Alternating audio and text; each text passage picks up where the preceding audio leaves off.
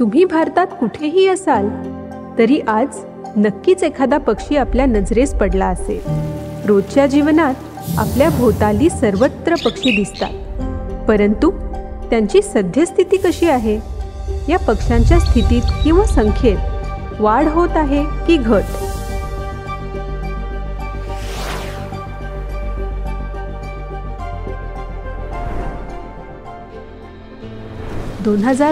मध्ये bird life इंटरनॅशनलने जगातील पक्ष्यांची स्थिती या अहवालाची 5वी आवृत्ती प्रकाशित केली. त्यातील निष्कर्षांमधून काहीसे गंभीर चित्र पुढे येते. सध्या जगातील 49% पक्ष्यांच्या संख्येत घट होत आहे. प्रत्येक 8 पक्ष्यांमागे एक अशा गतीने पक्षी नामशेष होण्याच्या मार्गावर आहेत आणि एकूण फक्त 6% पक्ष्यांच्या संख्येत वाढ होताना दिसून येते.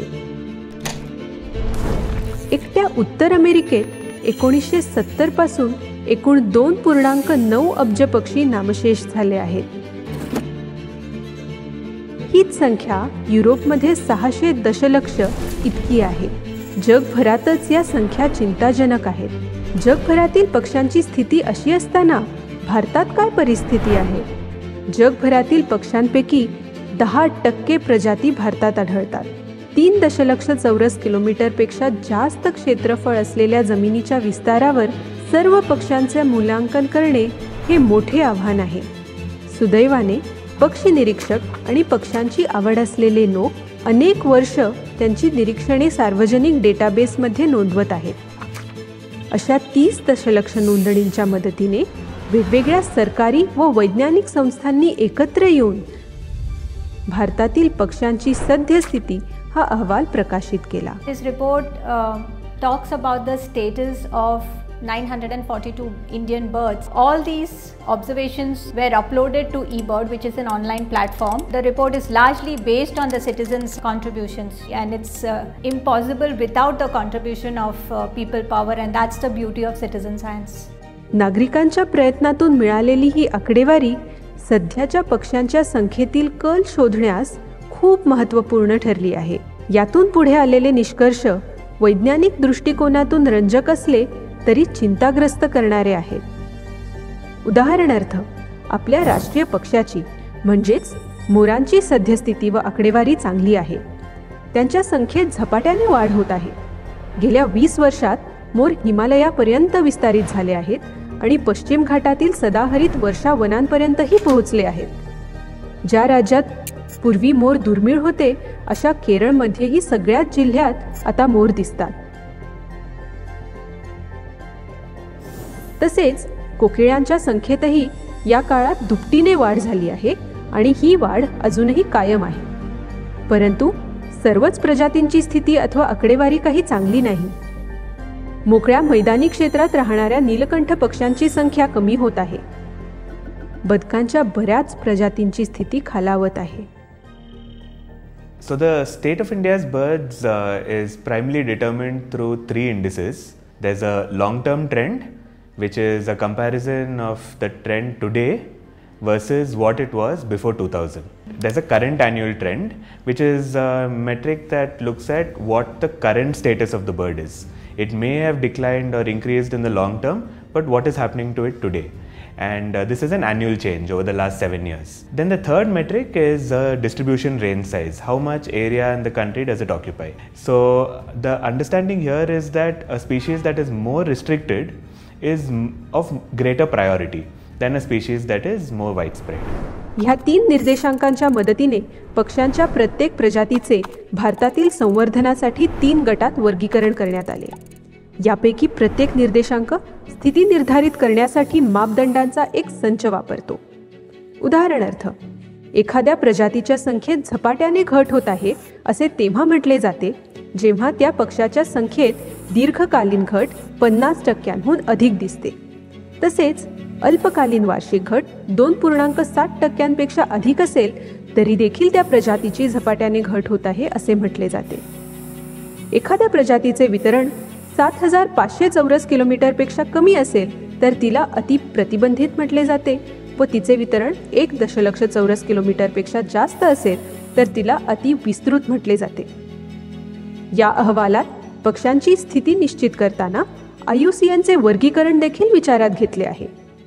ही माहिती वापरून संपूर्ण भारतासाठी संवर्धन प्राधान्याची पक्ष्यांची यादी तयार केली आहे. या व्यतिरिक्त प्रत्येक राज्य आणि केंद्रशासित प्रदेशांसाठीही संवर्धन प्राधान्याच्या याद्या आहेत. यादीतील पहिल्या 4 प्रजातींचा उल्लेख अहवालात केला आहे. QR कोड स्कॅन करून संपूर्ण यादी आपण ऑनलाईन पाहू शकतो. यामध्ये विस्ताराचे नकाशे व इतरही संसाधनांचा संपन्नपूर्ण तपशील आहे.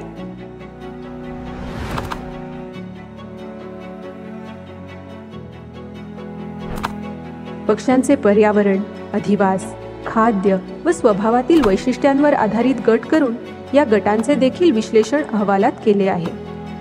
पक्ष्यांच्या अधिवासावर आधारित वर्गीकरणांचे परीक्षण केले तर असे दिसून येते की सर्वसाधारण किंवा जनरलिस्ट प्रजाती म्हणजेच एकाधिक अधिवासात राहणाऱ्या पक्ष्यांची स्थिती चांगली आहे. त्याविरुद्ध अधिवासनिष्ठ म्हणजेच स्पेशलिस्ट पक्ष्यांच्या संख्येत घट होत आहे.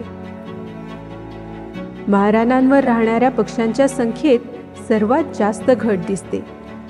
यातून दिसून येते की माळरानांना मोठा धोका असून सुरक्षेची गरज आहे. भारताची भौगोलिक स्थिती पाहता स्थलांतरित पक्ष्यांकरिताही भारत हा महत्त्वाचा थांबा किंवा टप्पा आहे. अनेक दीर्घ अंतर पार करणारे स्थलांतरित पक्षी हिवाळ्यात भारतात असतात आणि काही प्रजातींच्या जगभरातील संपूर्ण संख्या हिवाळ्यात भारतात येतात. यामुळे भारताचे भौगोलिक महत्त्व अधिकच मोठे आहे. अल्प अंतर स्थलांतर करणारे पक्षी म्हणजेच भारताअंतर्गत किंवा उंचीलगत डोंगरात स्थलांतर करणाऱ्या पक्ष्यांच्या संख्येतही घट दिसते, परंतु दीर्घ स्थलांतर करणाऱ्या पक्ष्यांपेक्षा ही घट कमी आहे. जागतिक आकडेवारीत दिसून येते की आर्क्टिक वर्तुळात प्रजनन करणाऱ्या पक्ष्यांची संख्या झपाट्याने कमी होत आहे. हेच चित्र भारतातही दिसते. या आकडेवारीनुसार या प्रकारच्या पक्ष्यांची एकूण संख्या 80% कमी झाली आहे. खाद्य किंवा आहारावर आधारित वर्गीकरणातूनही महत्त्वाचे निष्कर्ष पुढे येतात. फळं व मकरंद खाणाऱ्या पक्ष्यांची संख्या स्थिर आहे, कारण त्यांना लागणारे खाद्य व आहार सुधारित ग्रामीण व शहरी परिसरातही सहज सापडते.